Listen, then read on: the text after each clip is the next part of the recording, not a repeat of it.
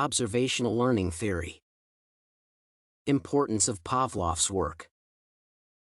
In the current world, Pavlov's classical conditioning theory remains of relevant. It was a simple experiment on how dogs salivated with bell ringing, but it has opened the world's eyes on conditional learning. In fact, conditional learning follows Pavlov's procedure of using unconditioned stimulus to learn the conditioned stimulus. Mostly, the unconditioned stimulus leads to unconditioned responses while the conditioned stimulus produces conditioned responses. On exposure to the conditioned stimulus, at first, it produces no response. However, after several exposures to conditional and unconditional stimuli, it creates conditioned responses. For instance, Pavlov rang a bell to dogs before presenting food. The given food stimulated salivation, and when later he rang the bell without food, he noted dogs salivating. In this case, his bell was a conditioned stimulus. Consequently, the Pavlov classical conditioning theory is extensively used when studying neural and functioning of human memory. Moreover, researchers have thought beyond the salivation of the Pavlov dogs into what was going on in the dog's mind throughout the experiment until they came to learn bell signifies food. This has led to the evolution of more studies involving conditioning. For instance, researchers have been able to explain other forms that may occur through conditioning, which include providing unconditional stimulus before conditional, presenting both stimuli at the same time, providing conditional stimulus before unconditional, and eventually, on how to extinct unconditioned behaviors. Hence, Pavlov's work has been developed to help improve, understand, and rehabilitate human characters.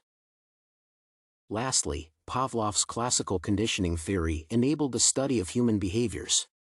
Human behaviors are complex. However, through Pavlov's simple experiment, the composite behaviors can now be studied in their simpler building blocks. That is, through Pavlov's classical conditioning theory, behaviors have been divided into feelings or thoughts evoking them. Accordingly, he contributed significantly to behavior therapy, leading to its growth.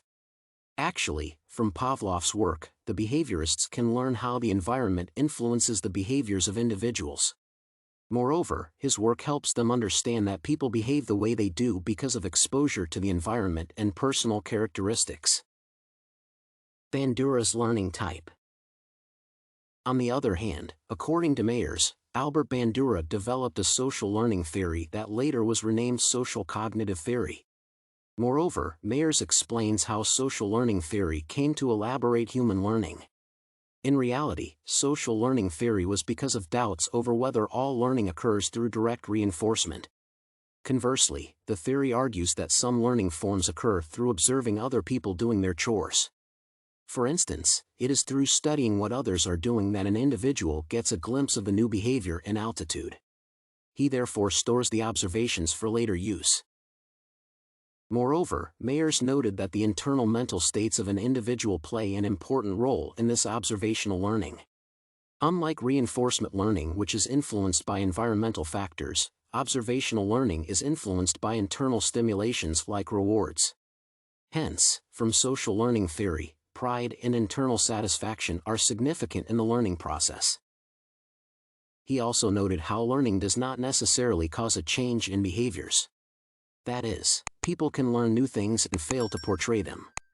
As a result, he noted that not every behavior learned is observed.